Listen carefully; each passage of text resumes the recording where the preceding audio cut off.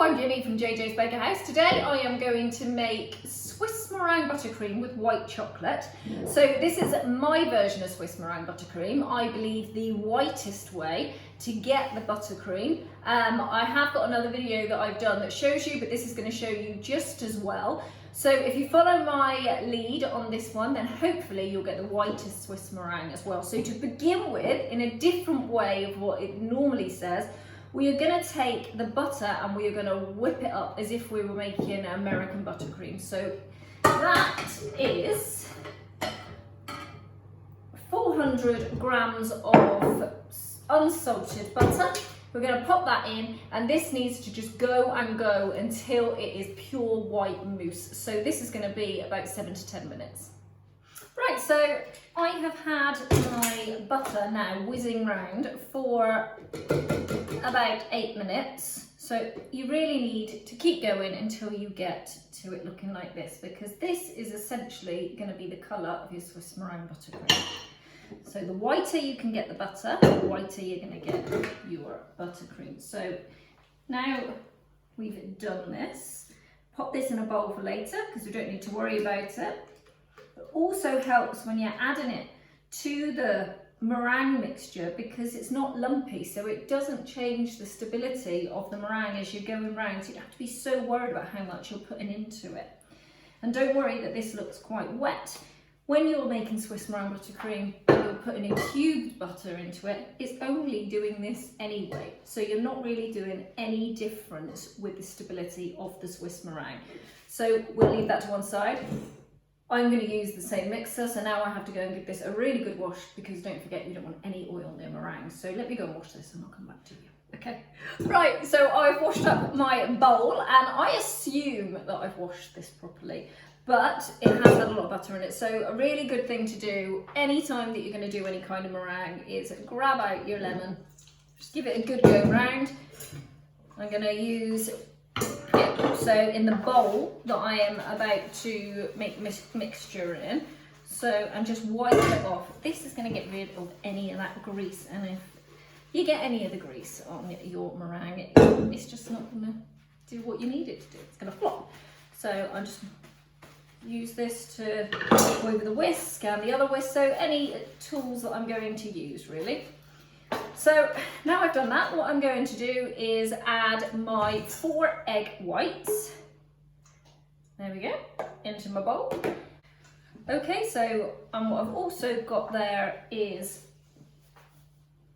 300 grams of sugar. So what I'm going to do now is I've got a pan on the stove with boiling water in it, pop this on the top and keep stirring it, always keep stirring it until I have a thermometer. I like to make sure that it's got to a temperature that I'm happy with, so I wait until it gets to about 70 degrees Celsius.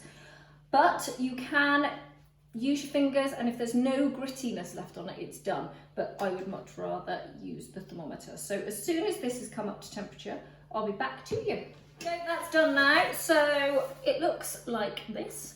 And that I brought mine up to 72 degrees Celsius. You have to be really careful because if you go much further, you're going to have egg whites and you don't want that. So I have popped it into my bowl. I'm going to just add some cream of tartar just because that helps it to turn into meringue a little bit better. So I'm going to put in half a teaspoon of cream of tartar. And then pop it on the stand. Now, with egg whites, you want to start off slowly and build it up. So I'm going to put it on half speed for about 2 minutes and then whack it up to my fullest speed, which is very noisy, until I've actually got meringue. So I am meringue. I could put it over my head to prove it, but I think I'll just do that. So I am actually meringue, but the trouble is when I fill the bottom of the bowl here, it's still warm. So I'm going to let that cool because we've put some lovely air into the butter over there, and if we pop it into there, it's going to start to melt and it was all just pointless. So you can just go and watch TV, have a cup of tea, do something and wait for that to cool down. Okay, my meringue now is lovely and cool. Just gave it a little whip around to bring it back and it looks lovely. So obviously, as you can see now, this looks fantastically white. And next to it, that looks a little bit yellow, but it's a lot less yellow than what it would have been had we not have whipped it up. So now we're going to start with this. So like I said, don't worry too much about what I put in. So I'm going to put in a tablespoon to start with, and then give that a good go round on a medium to high speed. Okay, I'm going to start adding more. Now you can stick it down through the side, but when I do that, I never seem to get it in there properly, so I'm going to stop it.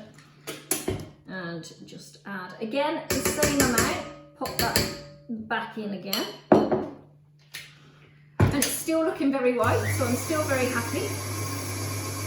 Now, very soon we're going to add vanilla, and you want to make sure that your vanilla is clear. Otherwise, all this effort you are making to make this meringue white as possible, you're going to put brown vanilla in and it is just going to ruin the whole thing. Now, this is white chocolate, so there isn't that much going in, but I just like to pop a little bit. So I just put a quarter of a teaspoon of that in, just because it brings out the flavour a little bit.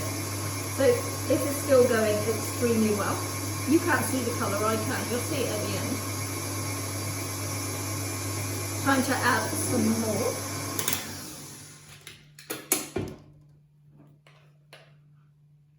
It gets looser now. You can start seeing that it's loosening, but very soon you'll see it turn into that butter.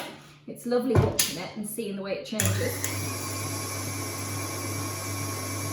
It gives you the hint of when it's done. It's when, I call it curdling. It's not quite curdling, but it's beginning to make that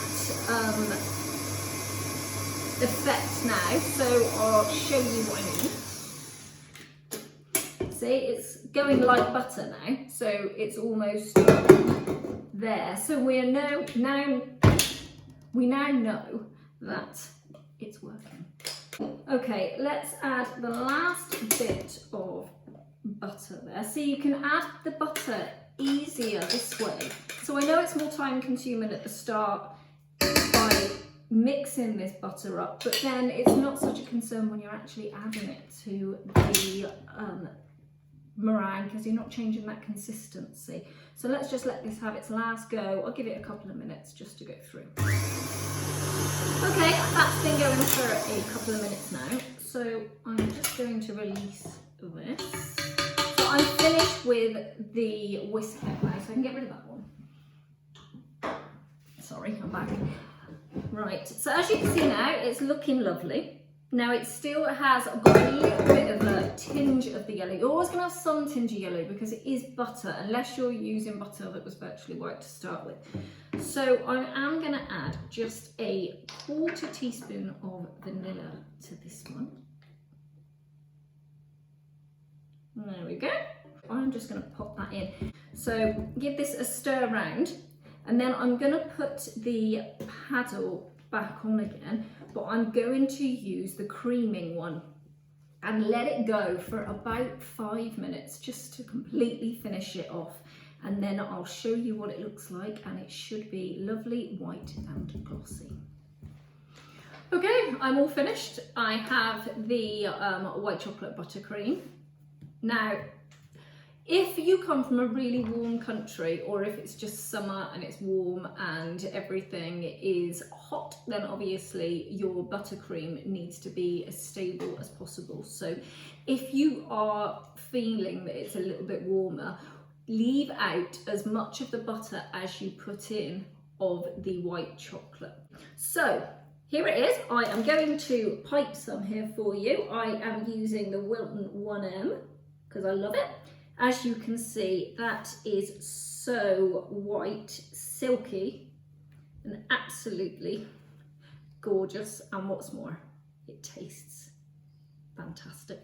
I hope you've enjoyed this. See you soon.